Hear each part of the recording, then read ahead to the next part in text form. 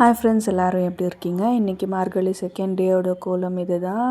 இன்றைக்கி morning breakfast சூப்பரான puri and உருளைக்கிழங்கு கிரேவி.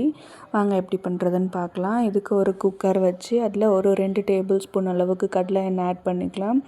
எண்ணெய் காஞ்சதுக்கப்புறம் 1 ஸ்பூன் கடுகு, 1 ஸ்பூன் உளுத்தம்பருப்பு, 1 ஸ்பூன் கடலைப்பருப்பு, கொஞ்சமாக கருவேப்பிலை போட்டு தாளித்ததும் ஒரு 2 மீடியம் சைஸ் ஆனியன் ஸ்லைஸாக கட் பண்ணி அதையும் இதிலே ஆட் பண்ணிவிட்டு ஒரு 2 மினிட்ஸ் நல்லா ஃப்ரை பண்ணி எடுத்துக்கலாம். ஃப்ரை ஆகிறதுக்குள்ளே 1 ஸ்பூன் அளவுக்கு மஞ்சள் பொடி அதையும் ஆட் பண்ணி ஒரு 2 மினிட்ஸ் நல்லா ஃப்ரை பண்ணி எடுத்துக்கலாம். பொட்டேட்டோ யூஸ்வலாக செஞ்சு போர் அடித்தவங்க இதை கண்டிப்பாக ட்ரை பண்ணி பாருங்கள். பூரிக்கு ஆப்டாக சூப்பராக இருக்கும். ஆனியன் வதங்குறதுக்குள்ளே நம்ம ஒரு பேஸ்ட் ரெடி பண்ணி எடுத்துக்கலாம்.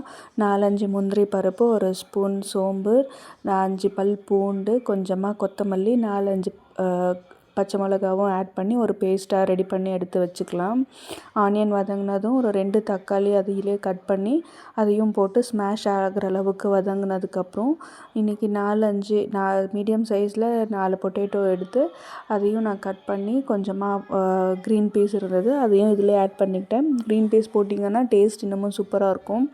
பொட்டேட்டோ நம்மளோட விஷ் தான், எவ்வளோ வேணுமோ நம்ம ஆட் பண்ணிக்கலாம். பொட்டேட்டோ போட்ட அளவுக்கு அந்த கிரேவி சூப்பர் அண்ட் டேஸ்டியாக இருக்கும். பொட்டேட்டோவும் அந்த க்ரீன் பீஸும் போட்டு அதையும் ஒரு 2 மினிட்ஸ் நல்லா சாட்டே பண்ணி எடுத்துக்கலாம்.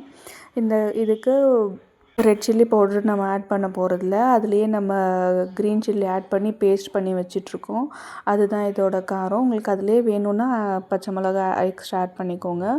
1 ஸ்பூன் அளவுக்கு தனியா பொடி மற்றும் போட்டு இதில் மிக்ஸ் பண்ணிக்கலாம்.